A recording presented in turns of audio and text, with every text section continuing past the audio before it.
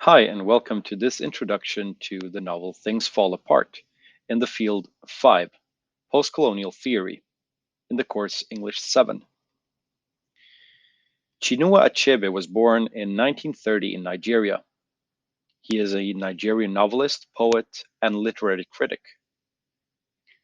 He is seen as one of the most influential African writers of the 20th century. He published Things Fall Apart in 1958, and it is regarded as a milestone in African literature. And 20 million copies have been sold worldwide to this date. Things Fall Apart should be seen in an historical context, but it is not a historical novel. The characters and settings, to some extent, are fictional, but they live and work and breathe in the historical context of the colonization of Nigeria. So it should not be seen as a historical novel, but rather a fictional novel in a specific historical context. It was written approximately 60 to 70 years after the events take place, so it's not quite historical and not quite contemporary. Things Fall Apart can be read as both a depiction of the Igbo culture and tradition, but also as a post-colonial piece of fiction. It is set in the final decades of the 19th century in Igbo land, today's southeastern Nigeria, in a cluster of villages banded themselves together to protect themselves. The main part of the story is set in the village Umofia, which is part of the so-called 9 villages. This is where Igbo land is situated on the African map.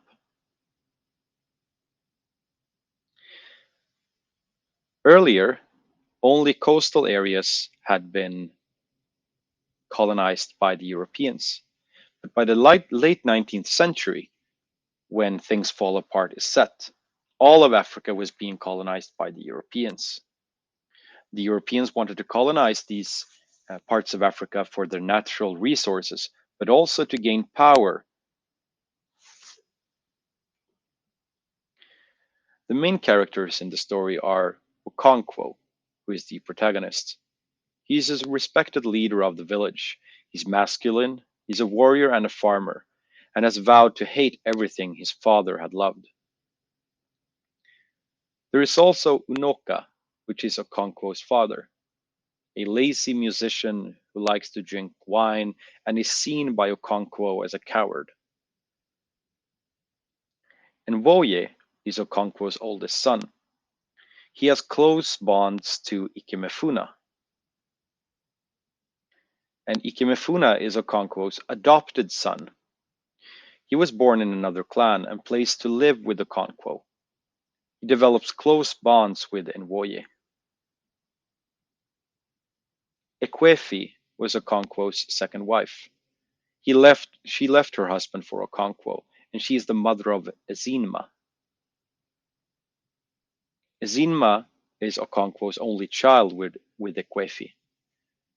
It is Okonkwo's favorite child, but he really wishes that she'd been born a boy. And Obirika, which is Okonkwo's closest friend.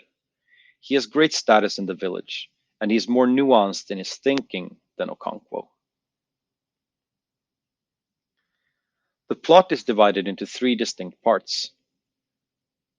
First of all, we get the part about Okonkwo's life as a clan leader. The second part is about Okonkwo's 7 years in exile in his mother's village.